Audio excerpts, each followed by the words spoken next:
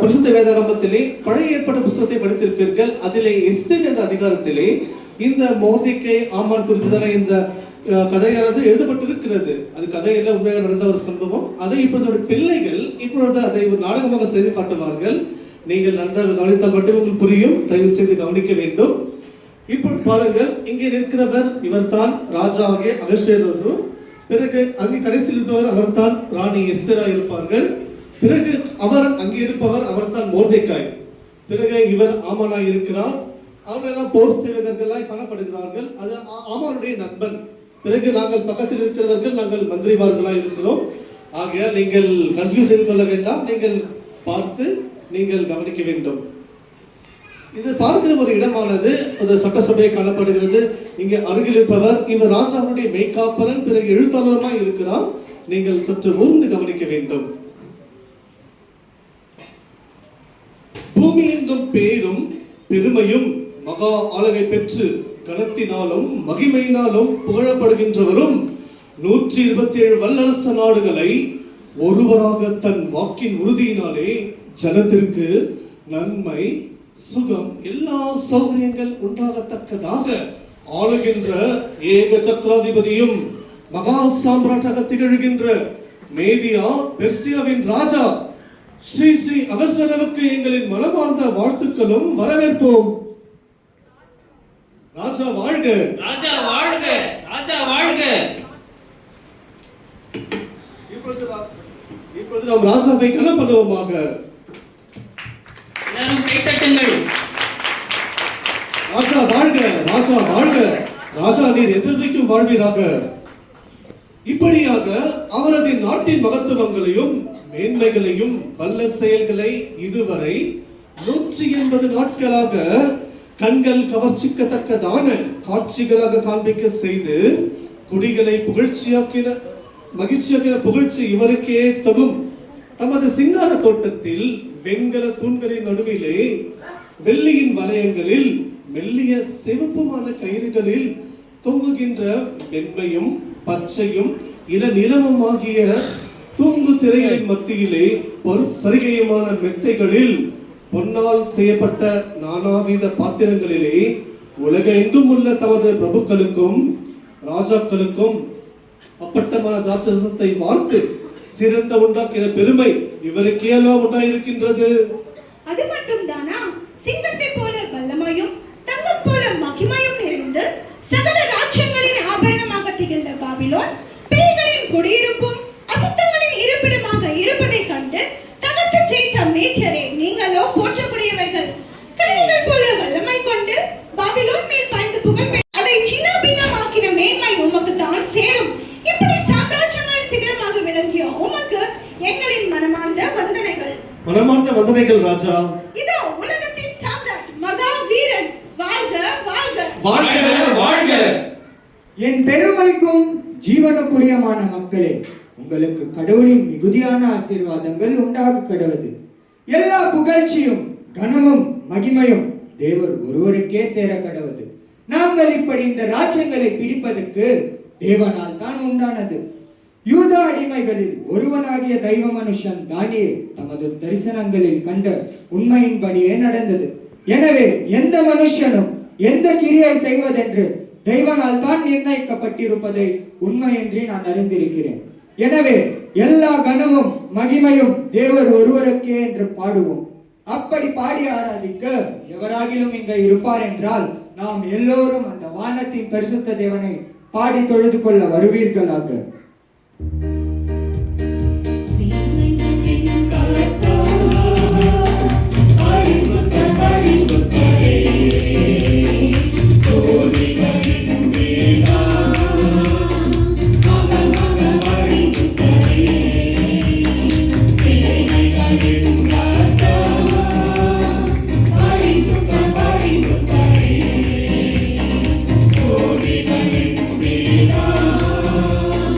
Maga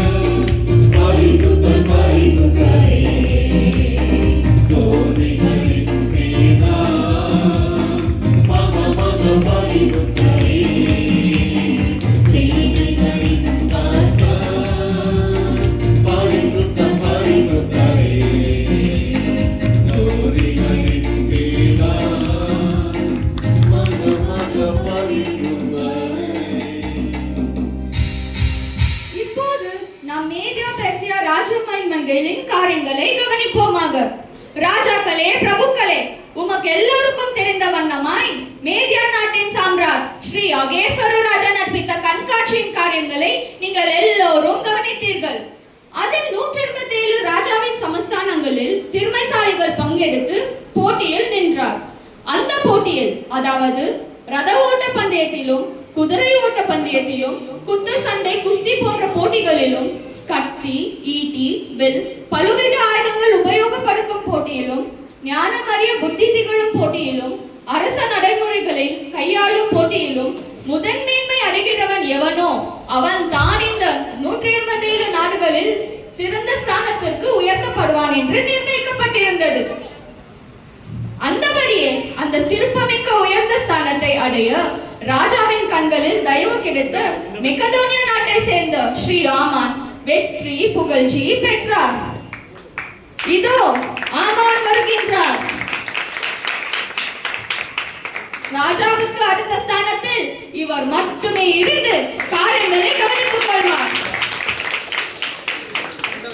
127 நாடுகளில் எந்த பிரபுக்களும் ராஜாக்களும் இவரை பணிந்து வணங்க வேண்டும் என்பது ராஜாவின் கட்டளை.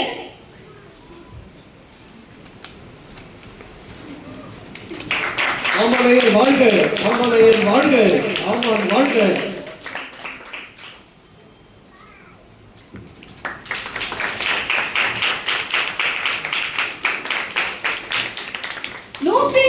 நாட்களில் எந்த பிரபுக்களும் ராஜாக்களும் இவரை பணிந்து வணங்க வேண்டும். முத்திரை மோதிரம் செங்கோலுக்குரிய சாசனங்களை உருவாக்குகின்ற அதிகாரம் தவிர்த்து மற்ற எல்லா அதிகாரம் இவர் உடையவராக இருப்பார். இன்றைக்குரிய காரியங்கள் எல்லாம் முடிந்துவிட்டது. நாளை மீண்டும் சட்டசபையில் எல்லாரும் கலந்து கொள்வோமாக. ராஜா வாழ்க, ராஜா வாழ்க, ராஜா வாழ்க.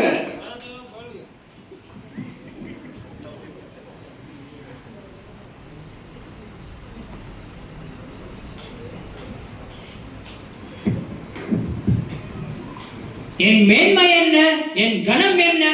என்னை வெல்ல இந்த 127 நாடுகளில் ஒருவனாகிலும் இருக்கின்றானோ? கத்தி போட்டியில் வெற்றி சிறந்தேன். குஸ்தி போட்டியில் எத்தியோப்பியா நாட்டின் வீரனை முறித்து போட்டேன். இனி ரத, குதிரை ஓட்ட பந்தயத்தில் எந்த சிறந்த நாட்டின் சேனையின் தலைவர்களை தோற்க செய்தேன். என் புத்தி ஞானத்துக்கு முன்பாக நிற்க தானே எந்த நாட்டின் மேதாவிகளுக்கு இருந்ததல்லவே. ஆஹா ஆஹா, தேசத்தின் பெண்மணிகள் என் உள்ளங்கள் கவர்ச்சிக்கத்தக்கதாகவும், எந்த பேரனின் உள்ளங்கள் என் பேர் கண்டாலே பிரமிக்கத்தக்கதான உறவும் எனக்கு உண்டாயிருக்கிறது. சுருக்கமாக சொன்ன போனால் அந்த மேதியா நாட்டின் அரசன் அகேஸ்வரன் எனக்கு எம்மாத்திரம்.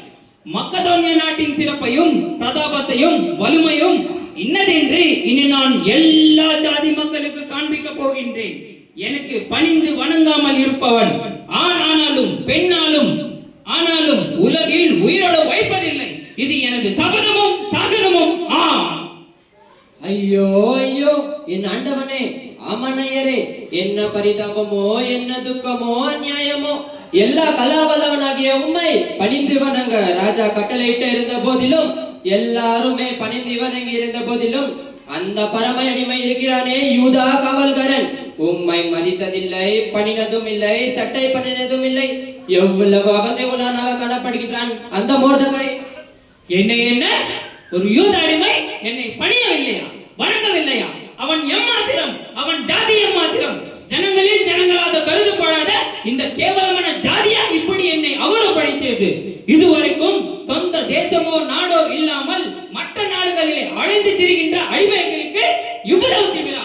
இன்றே நான் அவனை கவனிப்பேன். நீ சொன்னது உண்மையானால் அவன் மட்டுமல்ல, அவன் ஜாதி சந்ததிகள் பூமி எங்கும் எங்கிருந்தாலும் உயிரிட வைப்பதில்லை. இருக்க இடமில்லை, திங்க சோறில்லை.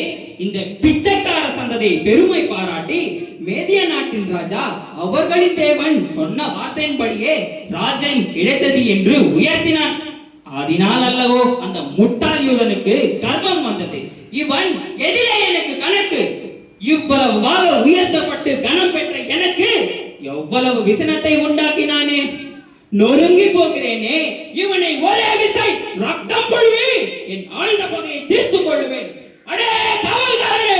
ஐயா, இந்த எனது சந்தோஷ குறிப்பிலே எவ்வளவு வேதனையான செய்தியை கொண்டு வந்தாரடா. எங்கே அவன் அந்த மொர்தெகை? எனக்கு காட்டு. அப்படியே ஐயா. இதோ ஆண்டவரே, இவன் தான் அந்த யூத அடிமை மொர்தெகாய். ஓஹோ, இவனா அந்த மொர்தெகை? என்னடா மொர்தெகை, அபிரகாமின் தேவன் ஆண்டவன் என்று சொல்லி இதுவரைக்கும் செல்வாக்கான சொந்த தேசமோ நாடோ இல்லாமல் மற்ற நாடுகளிலே பொறுக்கி தின்று திரியுறீங்களே. கனமும் மேன்மையும் மகுத்தவத்தையும் எங்கள் ஆண்டவன்மாரால் பெற்று சிறப்பின் சிகரத்தில் ஊஞ்சலாடும் எங்களை கண்டால் உனக்கு அவ்வளவு கேவலமாக தெரிகிறதா என்ன? பார்வைக்கு ஒரு சிறந்த ராஜா இப்படி செய்திருந்தாலும் நான் இவ்வளவு கவலைப்பட்டிருக்க மாட்டேன்.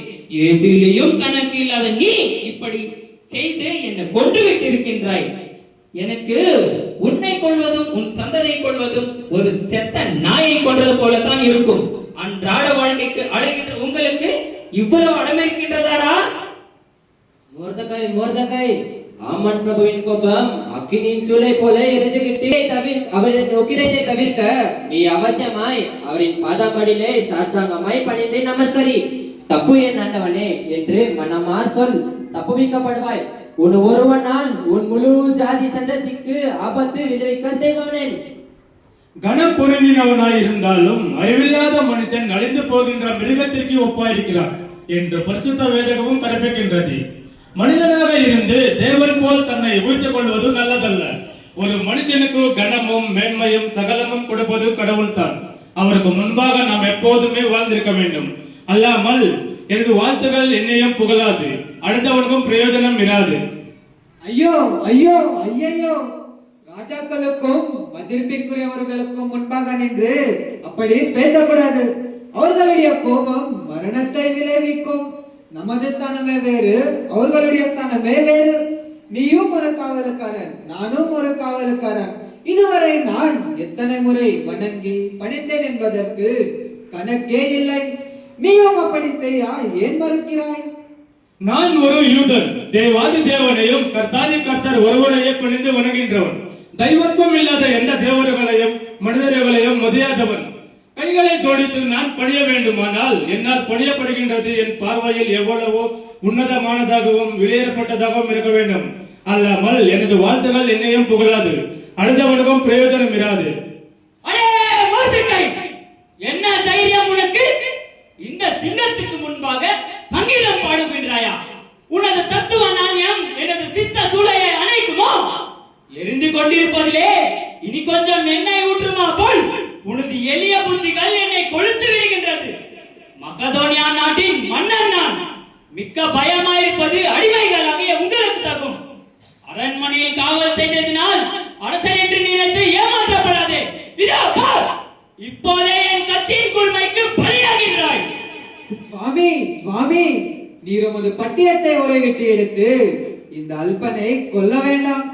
இவனோ ராஜாவை கொல்ல வகை தேடின பிட்டான் தேரேஸ் என்கிறவர்களை ராணி எஸ்தேர் மூலமாய் காட்டுக் கொடுத்து ராஜாக்களின் மிக அன்பிற்கு பாத்திரனாக மாறி ராஜாக்களின் ஆகமன புஸ்தகத்தில் குறிப்பாக எழுதப்பட்டு மேன்மை பெற்றிருக்கான்.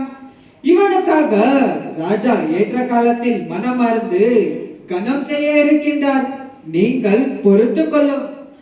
ஓஹோ ஓஹோ, அந்த திமிரா இருக்கும் இவனுக்கு. இவ்வளவு தூரம் என்னை மட்டுப்படுத்தி தனது வாயின் சொற்களை விட்டு ஈட்டிகள் போல் என் உள்ளத்தில் நடதைரியம் கொண்டாய். இனி ஏன் நான் சும்மா இருப்பேன்? இவனை அல்ல, இவன் ஜாதி சந்ததிகள் எங்கிருக்குமோ அவர்களை அங்கே நொறுக்கும்படி செய்வேன். இதோ செல்கிறேன்.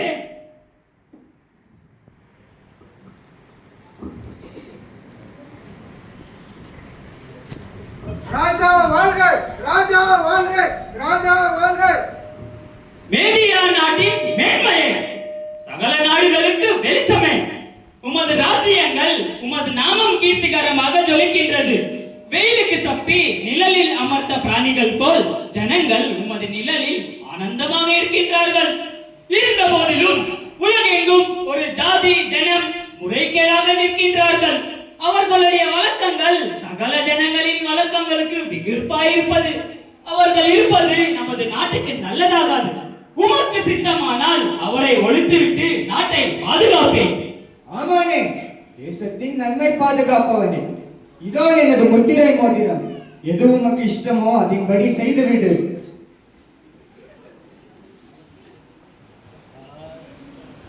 ஆஹா ஆஹா, ஆதார் மாதம் 13ஆம் தேதி முழு யூதா வர்க்கம் முற்றிலுமாக அழைக்கும்படிக்கு அந்த பாஷையிலே கடிதம் எழுதி ராஜா முத்திரத்தை சித்தரித்து உலகெங்கும் அனுப்பி வைத்திருக்கிறேன். இனி இந்த ஈனகுலத்தை எவனால ரட்சிக்கப்பட முடியும்?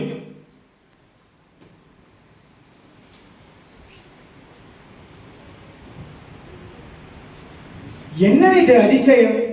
ராணி எஸ்தேர் என் அனுமதியின்றி என் அரங்கத்துக்குள் வராதே. ஆனால் ராஜபூஷணங்களை தரித்து ராஜ மேன்மையுடனே பரிவாரம் கொண்டு என் சமூகத்தில் வந்து எனக்கு முன்பாக நின்றது. அப்படி வந்த அவளின் வருகையை அறிந்திடாமல் என் கோபத்தினாலே கண் உருட்டி முருட்டி பார்த்தேன். எத்தனை பயங்களுடன் நெருங்கியதோ சுகுமாரி. என் கோபத்தின் உக்கிரத்திற்கு தயங்கி வயங்கி விழுந்தது. வஸ்தியை இழந்தேன். இனி எஸ்தேரும் எனக்கு கிடைக்காது என்ற கவலை என்னிலே அதிகரித்தது. தெய்வத்தின் இரக்கம் என்னவோ சற்று நேரத்தில் கண்கள் திறந்தது. அவளுக்கு எந்த ஒரு தீங்கும் உருவாக கூடாது என்று தான் நான் என் செங்கோலை ஓங்கினேன். ஆத்திரம் கொண்டு என் ராஜஸ்திரியை, உன் கோரிக்கை தான் என்ன? என் ராஜ்யத்திலே பகுதி கேட்டாலும் தருவேன் என்ற மறுவார்த்தையை முழங்கினேன். ஆனாலோ அவள் தனது மெல்லிய வார்த்தைகளால் என்னை ஆசையுடனே தனது விருந்துக்கு அன்பாக அளித்தது. அதிபர் ஆமானையும் கொண்டு வர சொல்லி அன்பாக கேட்டுக்கொண்டது. விருந்துக்கு சென்றோம். விருந்தையும் அறிந்தினோம். விருப்பத்தை கேட்டால் மீண்டும் நாளை விருந்துக்கு வர சொல்லி மிகவும் கெஞ்சி கொண்டது. ஆண்டவனே, அவளின் மனதில் இருக்கும் கவலை என்னமா இருக்குமோ அறிய முடியாமல் திகைக்கின்றேன். அதிக வற்புறுத்தி கேட்டால் மயங்கி விழுந்திடுவாளோ என்று பயந்திருக்கிறேன். மீண்டும் நாளை விருந்துக்கு சென்று அவளின் விருப்பத்தை அறியும் வரை என் மனதில் சற்றும் இளைப்பாறுதல் இராது. தூக்கமோ வராமல் இருக்கின்றது. என்ன செய்வேன்? அடே எழுத்தாளனே, ஐயா, அந்த நாளாகமம் புஸ்தகத்தை கொண்டு வந்து எனக்கு முன்பாக படிப்பாயாக. ஆமாண்டவனே, அப்படியே செய்வேன். பிக்தான் தேரேஸ் என்கிற ராஜா அரண்மனை காவல்காரர்கள் மேதியா நாட்டின் மகிமையும் மாணிக்கமாக திகழ்ந்த ஸ்ரீ ஸ்ரீ ஆகாஷ்வீர் ராஜாவை கொலை செய்ய வகை தேடும் போது அந்த விஷயத்தை மிகு விழிப்புடன் பார்வையிட்டு ராஜஸ்திரீ எஸ்தேர் மூலமாய் ராஜாவுக்கு அறிவித்து அவரது உயிரை பாதுகாற்றும் மற்றும் அல்லாமல் ராஜாவின் பேரிலே தனக்கு உண்டான அன்பையும் கடமையும் நிறைவேற்றினார். யூதா கோத்திரத்துக்கு சேர்ந்த அடிமையான மொர்தெகாய் என்கிற காவல்காரன், ராஜாவின் பேரிலே காவல்காரன், இவ்வளவு நேர்மையான தனது கடமை நிறைவேற்றினாலும் அவருக்கே இன்னும் ராஜ சன்மானம் கிடைக்கவில்லை ஐயா. என்ன நியாயம்? அடிமையாகி அந்த மொர்தெகாய் நாட்டுக்கு நாம் போய் சின்ன பின்னமாக்கி அவரது ஜனங்களை சிதறடிக்க செய்து அவர்களுக்கு இத்தனை கோரமான சதிகளையும் சங்கடங்களையும் உருவாக்கி வெட்டி பணிய செய்ய வைக்கிறோமோ? இருப்பினும் எம்மை நேசித்து எமது உயிர்களை காக்க இவர்களுக்கு இருந்த அன்பு பாராட்டக்கூடியதும் புகழக்கூடியதும். பிக்தான் தேரேஸ் என்கிற குற்றவாளிகளுடன் மொர்தெகாய் கை கலந்திருந்தால் நான் இன்று உயிர் வாழ்ந்திருக்க முடியுமோ?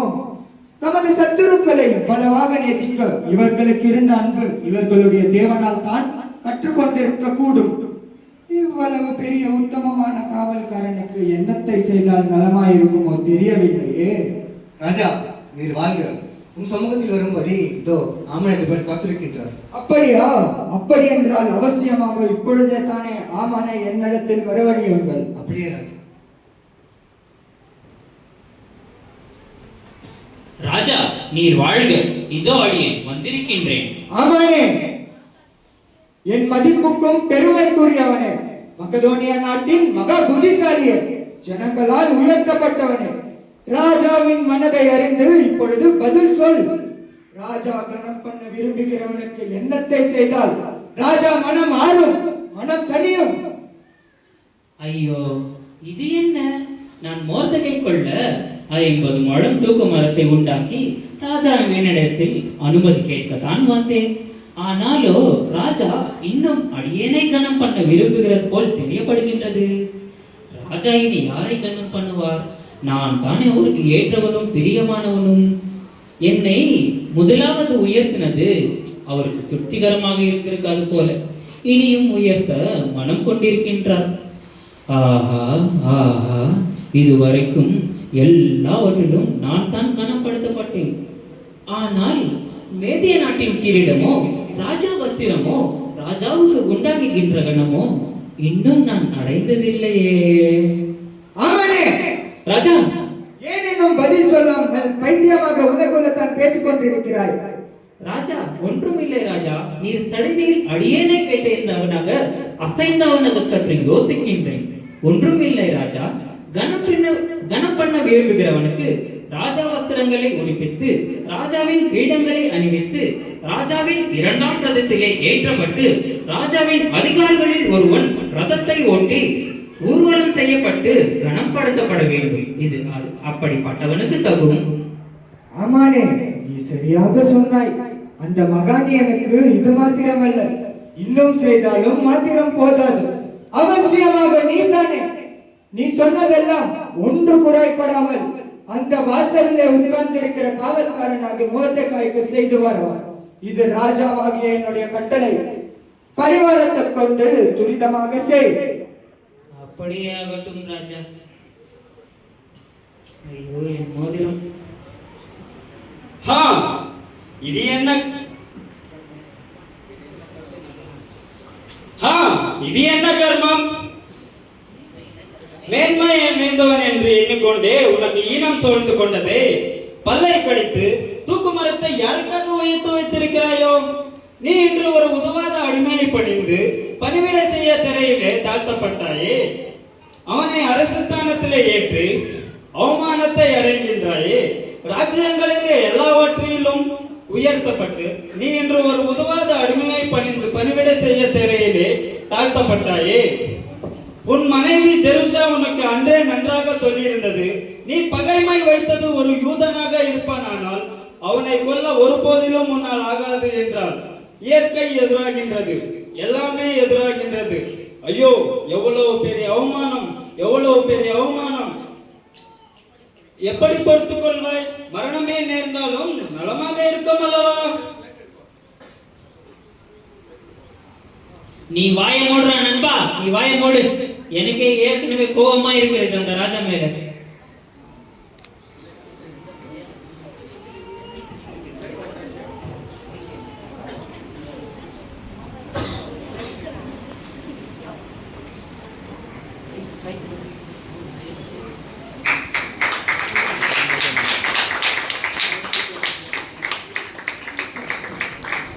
ஸ்ரீ ஸ்ரீ ஸ்ரீ மோர்தெகாய் அவர்களுக்கு ஜெய். ராஜாவின் ஊரை பாதுகாத்த உத்தமனுக்கு ஜெய். இந்த மேன்மைக்கும் கனத்துக்கும் பாத்திரவான் என்று ராஜாவினால் கனம் படப்பட்டவனுக்கு ஜெய் ஜெய் ஜெய் ஜெய். என்ன நண்பனே, இப்படியெல்லாம் தலைகுறைவா? இப்படியெல்லாம் எனக்கு நேரிட்டது. நான் எவனை கொல்ல கத்தி தீட்டினேனோ அது என்னையே குத்தி கொண்டது. வெளியிரங்கமாக மோர்தெகாயை தூக்கிலிட்டுக் கொண்டு மனமாற்ற விரும்பினேன். ஆனால் எல்லாருக்கும் முன்பாக தெருவாக தரையில நடந்து சுற்றி வந்து நான் அவனுக்கு கனமும் புகழ்ச்சியும் தோட்டினேன்.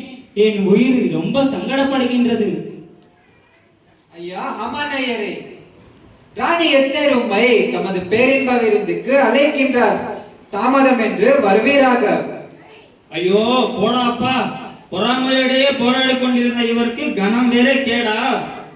மூக்கு பத்திக்கிட்டு புலம்புகின்ற பூனை மக்குக்கு மூக்குத்தி போட வந்தான். என் நண்பனின் விசனத்தை எதனாலே அழைப்பேன்? மக்கதோனியா நாட்டின் மகத்துவம் எல்லா மக்க கத்திக்கு சமமாயிற்று.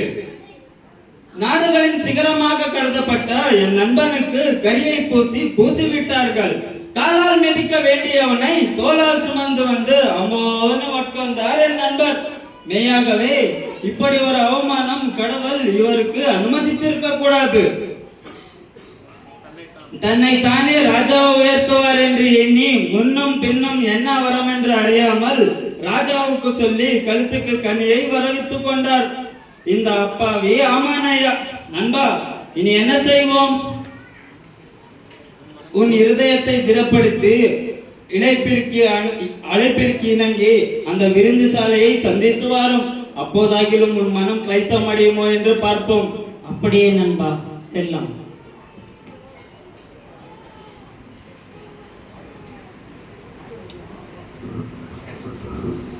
ராணி எஸ்தேரே, இந்த 2 நாட்களில் நீர் என் மேலே வைத்த பிரியத்தினாலே இவ்வளவாக அரவணைத்து விருந்தறிய செய்தி.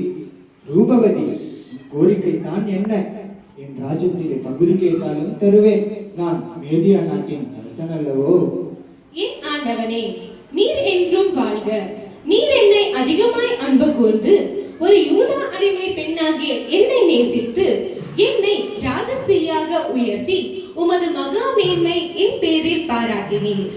எனது நாட்கள் குறுகி வந்துகிட்டு இருக்கிறதினாலே இனி எத்தனையோ காலம் உம்மோடு இருக்க மாட்டேன் என்று எண்ணி என்னுடைய குறுகிய காலத்தில் என் ராஜாவாகிய உமக்கு இந்த விருந்துகளாகிலும் செய்து உம்மை மகிழ்ச்சியாக்கி விடலாம் என்று எண்ணிக்கொண்டேன். எப்படியோ மரிக்க நிர்ணயிக்கப்பட்டேன். இனி மரித்தாலும் மரிப்பேன் என்று எண்ணி அன்று ராஜ சமூகத்தில் அழைப்பில்லாமல் வந்து துரோகம் செய்தேன். இருப்பினும் ராஜா அடியாளின் மேல் வைத்த மிகுந்த அன்பினாலே செங்கோலை உயர்த்தி என் பிராணனை தப்புவித்தீர். மிக்க நன்றி. இருப்பினும் ஐயா, இனி சில மாதங்களில், அதாவது ஆதார் மாதம் 13ஆம் தேதி என் உயிரின் கடைசி நாள். யூதர்களாகிய நானும் என் ஜனமும் அன்று மரிக்க எழுதப்பட்ட ராஜா முத்திரை இடப்பட்டிருக்கிறோம். உயிர் பாதுகாத்து உம்மாலே உயர்த்தப்பட்ட அந்த காவல்காரன் மோர்தெகாய் அன்றுதான் மரிப்பார். காரணம் என்னவோ, நானும் என் ஜனமும் ராஜாவுக்கு என்ன குற்றம் செய்தேமோ தெரியாது, மரணத்துக்கு ஒப்பு கொடுக்கப்பட்டோம். இனி நீர் எனக்கு ராஜ்யத்தில் பகுதி கொடுப்பது எதற்கு? நான் இருக்க மாட்டேன் அல்லவா? என் கடமை செய்ய நீர் எனக்கு கொடுத்த அனுமதிக்கு மிக்க நன்றி. ராஜஸ்ரீயே எஸ்தேர், உனக்கு இந்த திட்டத்தை வகுத்தினது யார்? அந்த துரோகி இருக்கலாகாது. எனக்கு தெரியாமல் என் 2 கண்களை நோண்டி எடுக்க எப்படி ஆகும்? ஆனாலும் செய்தார்களே. மேதியா நாட்டின் மகத்துவம் என்ன, பிரதாபம் என்ன? எல்லா சட்டங்களுக்கும் என் முத்திரை மோதிரத்தால் முத்திரை போட்டால் தான் செல்லும். ஆனாலும் இதை எனக்கு தெரியாமல் செய்தது யார்? அவன் எங்கே? சொல்லு, அவன் யார்? அந்த பொல்லாத துஷ்ட மனிதனும் சத்துருவாகிய இந்த ஆமான் தான் ராஜா. என்னது? இந்த திட்டத்தை, இந்த சதியை செய்தது ஆமானா? ஆமானே? ராஜா, ராஜா கோவப்படாதீங்க ராஜா, ராஜா கோவப்படாதீங்க ராஜா. ஐயோ ராணி எஸ்தேரே, நீங்கள் யூதா பெண்மணியா? எனக்கு தெரியாது, என்னை மன்னித்து விடுங்கள் ராணியே. ராஜா என்னை கொன்று போட்டு விடுவார், எனக்காக பரிந்து பேசுங்கள் ராணியே, என்னை மன்னித்து விடுங்கள். அடே ஆமானே, எவ்வளவு தைரியம் உனக்கு? எனக்கு முன்பாகவே என் ராஜஸ்திரியை பலவந்தம் செய்கிறாயா? பலவந்தம் செய்யவில்லை ராஜா. ராஜா, ராஜா ஆய மூடு. ராஜா, ராஜா உம்மை கொல்லவந்தானே பிக்தாந்தேரேசுவை கொன்று ராஜா உயிரை காத்து ராஜாவினால் கனம் பண்ணப்பட்ட கௌரவிக்கப்பட்ட மொர்தெகாவை தூக்கும்படி இந்த ஆமான் தன் வீட்டில் 50 முழம் தூக்கமுள்ள மரத்தை உருவாக்கி இருக்கின்றான் ஐயா. ஓ, அப்படியா? அப்படி என்றால் அதே தூக்கு மரத்தில் இந்த ஆமானை தூக்கி வெற்றி கொள்ளுங்கள். இது ராஜாவாகிய என்னுடைய கட்டளை. ராஜா, ராஜா என்னை மன்னித்து விடுங்கள். யாருங்க இங்கே வாருங்கள். அந்த முத்திரை மோதிரத்தை பிடிங்கள், அவன் கையில் இருந்து. இவனுக்கு கற்பு துணி முக்காடை போடுங்கள். அழைத்து செல்லுங்கள் அந்த தூக்கு மரத்துக்கு இவனை. ராஜா என்னை மன்னித்து விடுங்கள். ராஜா, ராஜா உனக்கு மன்னிப்பு இல்ல, மண்ணா கட்டிங்கள.